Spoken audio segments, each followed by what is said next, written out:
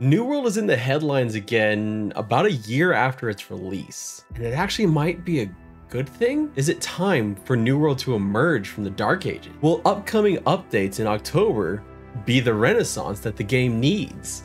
October may be an absolutely great month for New World, or it could be a complete disaster. Let's take a look and see what's in store. Real quick, I just want to say thank you to our channel members, Dupre, Galerain Moonsong, and Jim McKenzie. Thank you so much for the support of the channel. It really helps me out. New World launched on September 28th, 2021. It set Twitch on fire, dominated headlines, and still sits at number 6 all-time for peak players on Steam at 913 and 27. Only 2 games have released since New World that have reached higher on the charts: Elden Ring and Lost Ark. But not all of those headlines were good. In fact, many of them pointed out brutal bugs, bland quests, content gaps, server issues, and much more. But if you ask me, I guess based on my review, at least the sound design was really good. I may become the guy with New World that's just like, hey, but did you know that you can hear when you use your pickaxe? And it echoes. As New World rushed to increase server sizes, open up new servers, and squash bugs to capitalize on their moment in the sun, they ultimately failed. About a month after its release, New World had lost 62% of its players, 46% the next month, 21%, 50%, and so on. The pain was prolonged for the game, which continued bleeding. Server mergers, guild collapses, bugs, and general distaste for the game. In a lot of ways, New World became a bit of a meme. But at least so far, the team behind the game has not given up. First, it was the Void Gauntlet in November of 2021, adding in another magical weapon for the game, providing a second reason to raise your focus, and look pretty cool while doing it. In March of 2022, we got a roadmap for New World that promised 3 new expeditions, a new zone, 2 new weapons this year. This coincided with the first of these weapons, the Blunderbuss, being added alongside new main story quests and a new expedition. For the most part, New World has managed to stick to its roadmap. 3 vs 3 arenas were added in, more expeditions, and expedition group finder, which is not randomized. And we also got some things I didn't see coming, like instruments, a new crafting skill, which is just fun. I mean, it really is just fun.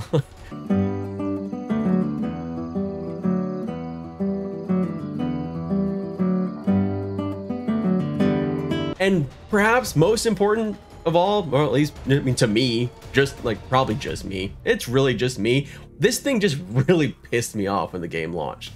They finally got rid of the awful expedition tuning orbs, one of the things I just didn't understand requiring at all when I did my review of the game. But all these updates might not be what's causing some rumblings of revival for New World. Articles have been popping up lately pointing to some server queues and the addition of new servers in New World to show some growth. It's seen in the Steam charts too, as August was the best month of player growth in New World since launch, with a 24% increase to their average monthly players. That trend seems to be continuing as the 30-day numbers for New World 19 days in September are up to 28%. Now this only brings the average players up to a paltry 21,153 out of the original 410,000 average players in its starting month. But for a game that saw a low of just about 13,000 in its first year, it's at least a positive sign. Some of this may simply be the ease of returning. After all, the game has no subscription fee, so it's very easy, if you had paid $40 at any point, to just jump in and see what's changed. Test it out, try out some of the events that they've been running, or, you know, see if you enjoy the combat still. It may also be, though, because the team has continued to show they're willing to work on the game, pushing out bug fixes, balancing patches, and new content. But the biggest boon might not be what's been done, but what's coming. Brimstone Sands. Mission failed. We'll get them next time. Why can't I say this name? Why can't I say the name of the zone? Brimstone Sands. Was that hard? It's the first new landmass for New World since it launched. In this free update, you'll get to uncover new stories, new territory, and probably get killed by ancient Romans from the Empire's 19th Legion, or at least I will, because I'm really not that freaking good at this game. I forget that you can even dodge. I try to block occasionally though. The new zone comes with an expedition as well. As described on the website, delve into the ancient ruins where you will find the vigilant Anubian guardians and solve hieroglyphic puzzles to achieve new power. Could this new power be referring to the heart gem or heart rune abilities? It's called both in the patch notes on newworld.com. Not that it matters much except for QA purposes and showing that you're professional. These abilities sound interesting, like adding an ultimate attack or a trinket ability. I gotta admit, I'm gonna go directly to Dark Ascent. That shit just sounds cool. I don't care if it sucks. I want to sprout wings and fly up in the air. Let's just hope that the update doesn't make me want to fly away. If a new zone, a new expedition, or the ability to power up your heart wasn't enough for you, how about hacking things in two with a giant sword? Intrigued? Good, so am I. My vicious little soul has always been drawn to the greatsword, and I was disappointed to hear it wasn't going to be in New World at launch. Well, a year later, we're finally getting it. The greatsword will be a tanking and DPS weapon that scales evenly with strength and dex. Can you imagine cleaving something in two with a greatsword, and then switching over to your little rapier and going stabby stabby? I mean, I hate weapon swapping, but this might still be fun. You know, dex working on both of those. That's the point of that. But the new zone and the new weapon, even the heart gem abilities, might not be the best long-term focus in this update, because New World is addressing one of the biggest issues they had: questing in the early game. In the October update, the starting experience will be revamped. There is specific talk about how the team has listened to player feedback on quests, which, can I say, thank you, because the quests were so bland and repetitive. It was just too much. The update is promising better quest variety, AI variety, more streamlined quest lines with less needless running back and forth, as well as improved storytelling in those early stages of the game. With such a large overhaul, I'm actually even considering doing a first impressions of New World all over again, to see how it feels when you go through the start of the game now that they've changed so much. The onboarding will stay focused on a central storyline while providing quest flow that makes sense. New quest dynamics include wave events, tracking, traversal challenges, puzzles and ruins, dynamic events, and unique interactions.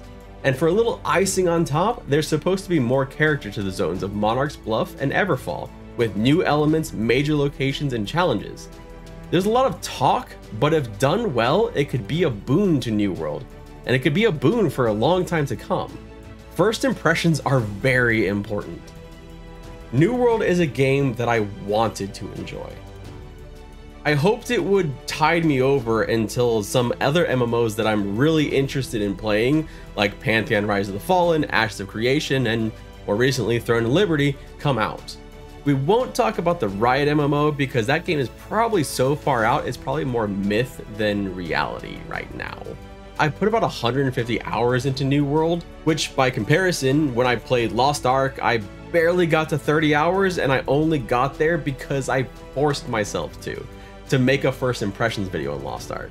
And I didn't even get into the monetization of Lost Ark. I have both found New World enjoyable and disappointing. And it's one of those games though that I thought as I played it, if they continued to work at the game, if they didn't give up, it could eventually become a solid MMO. Because it feels a lot of times like it was released in almost like a beta state. There wasn't as much content as I thought there should have been. It kind of suffered from an identity crisis between a survival PvP game and an MMO.